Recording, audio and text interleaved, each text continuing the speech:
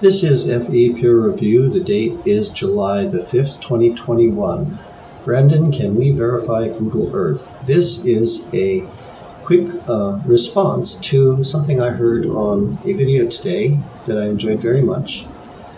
It's a video by Bob the Science Guy on his new channel, Research the Flat Moon, in which he is interviewing Brandon. It's a two-part video, and we saw the first part today.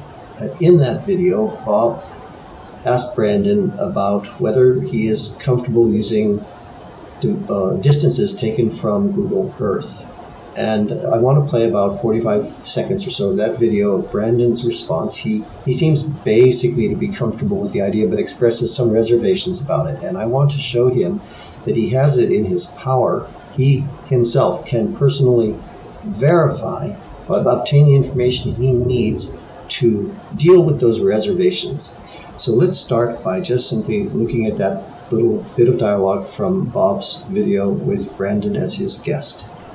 How would you measure the distance? Do you feel comfortable measuring distances on Google? Let me just put it that way. And that may be a better way of putting it.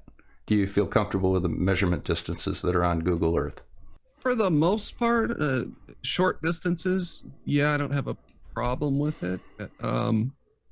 But I guess there's no way for me to validate that the distances that are on Google are correct when it really comes down to it.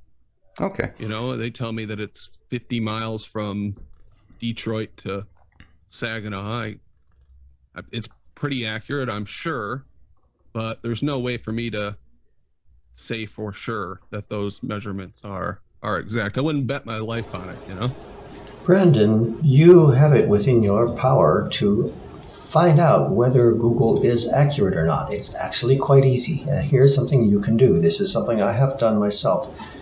At one point, I was in the San Francisco Bay Area for an extended time, and I had occasion to drive to Los Angeles and to Portland, Oregon. I'm looking here at Google Maps, not Google Earth, and I have put in the route from San Francisco to Los Angeles. It gives the route on the roadways of 382 miles. That's not as the crow flies, that's actually the roadway. And it's some 600 and some miles to Portland. I did both those drives and checked my odometer, and it was within a mile or so of what my odometer told me.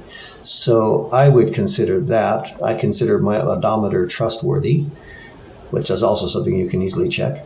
I consider that comparing the information I got from Google Maps to my odometer over the distance of several hundred miles, it convinced me that Google Maps is accurate. And Google Maps uses the same database as Google Earth. So I think both can be relied upon over distances of several hundred miles across land. So, Brandon, you can do that yourself, and you can be sure about whether it's reliable or not. No need to have any question in your mind. You can answer that question yourself. Now, I don't know what part of the country you live in, but you can pick, starting where you live, you could pick several cities, 3 other cities, so that you've got 4 cities, and ideally in something approximating a square. For example, St. Louis, Chicago, Columbus, Nashville, something like that. Whatever 4 cities are convenient for you. I see Des Moines, Chicago, St. Louis, Kansas City, something like this would work. You could, over the course of several weekends, just do some nice weekend road trips. Say you live in Kansas City, you could drive up to Des Moines, see some sights along the way, have a nice time, check your odometer, account twists and turns, and get a distance between those 2 cities. You could then do St. Louis, you could do Des Moines to Chicago, Chicago to St. Louis, and then what you'll want to do is try to do the 2 diagonals as well. So it's a project. It would take a few weekends. It would take maybe 6 weekends. But you could actually obtain some really valuable data about the surface over which you're driving. I am going to refer you to a video by Jos Leys called Constructing a Flat Earth Map. And he gives an example, but he's using cities that are crossing oceans. Of course, you can't do that in your car. They're also farther apart. But you can reproduce this effort that he demonstrates in this video. And if you're covering several hundred miles, it's a far enough distance that you'll get usable data.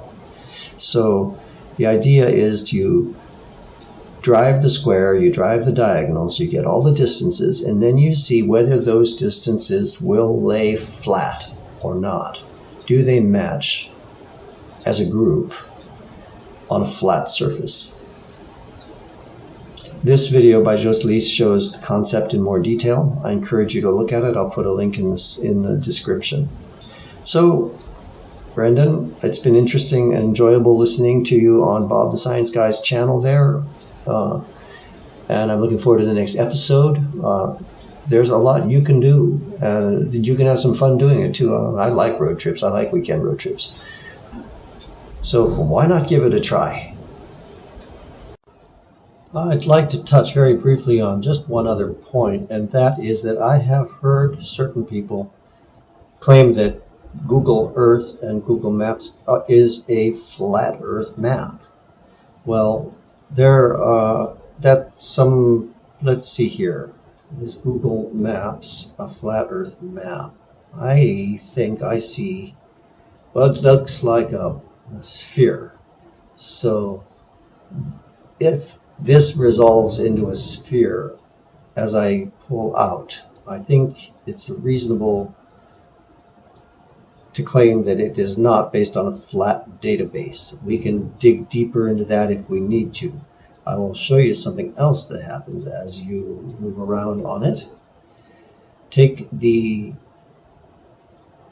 borders between the states, particularly the borders that run along lines of latitude here. We've got a latitude line at the southern border of Kansas, Colorado, and Utah. We've got another latitude line between the northern borders of Utah, Colorado, and another at Kansas. We've got another latitude line at California, Nevada, Utah, another further north, and then there's, of course, the border with Canada.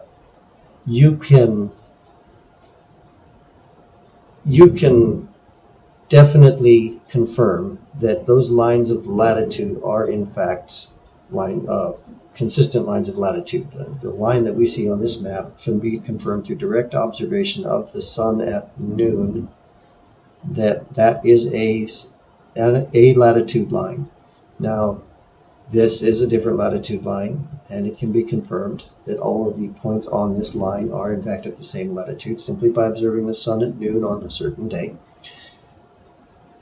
Is this representative of a flat Earth map? Well, there's of course the famous flat Earth map that shows the North Pole in the center and the lines of latitude being concentric rings. And we could look at this and at first glance say, well, yes, these could be concentric rings around a center point at the North Pole on a flat plane.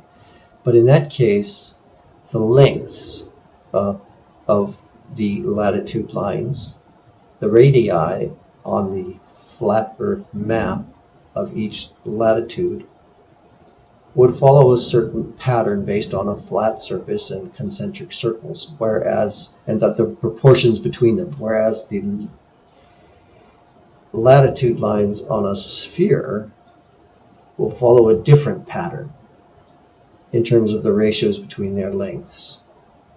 So if we need to get into that deeper, I'll be happy to do so in another video, but I just want to say that there's no case that Google Earth and Google Maps are based on a flat Earth model, and I'd be happy to go into that in a separate video. So that's not an answer here. It's not a way to claim that the system presented by Jos Leys would not work in any form, or that the maps we're using somehow compensate to make what is flat appear to be a globe. That's not happening. Anyway, I'll save that for another video if necessary. This is FE Peer Review, and I wish you all a very pleasant evening.